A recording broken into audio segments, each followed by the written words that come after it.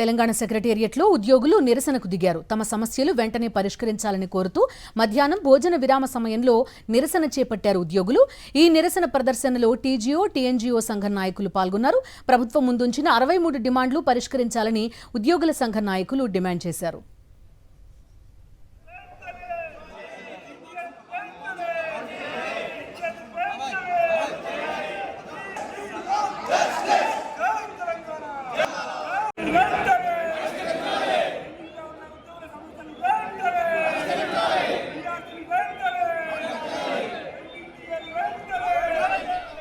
తెలంగాణ సెక్రటేరియట్లో ఉద్యోగుల నిరసన చూస్తున్నాం. తమ సమస్యలు వెంటనే పరిష్కరించాలని కోరుతున్నారు ఉద్యోగులు.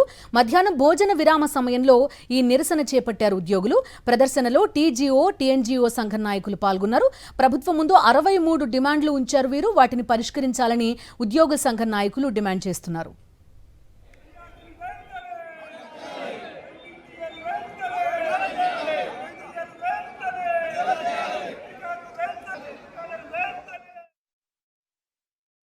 అసలు ఎంప్లాయీస్ సమస్యలు ఉన్నాయని ఎవరన్నా ప్రభుత్వంలో ఉన్న వాళ్ళు ఎవరన్నా కనీసం దీనికి బాధ్యత తీసుకుంటారా?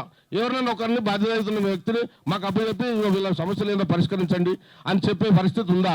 మేము ఎవరి పోయి కలవాలి? ఎవరి పోయి కలిసినా కానీ మాకు సంబంధం లేదన్నట్టుగా మాట్లాడుతున్నారు.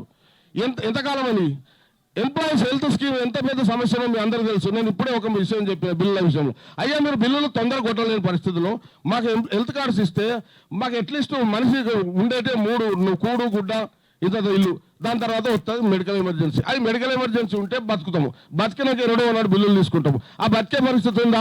ఈహెచ్ఎస్ అనుకుంటే ఆ 10 ఏళ్ళు ఆ గవర్నమెంట్ నడిపించింది, ఇప్పుడు 2.5 ఏళ్ళు ఈ గవర్నమెంట్ నడిపించింది. అయ్యా, ఈహెచ్ఎస్ అంటే మీకేం బడ్డని పడతలేదు సారు. మేము 500 కోట్లు మేమే ఇవ్వడానికి రెడీ అయినాము.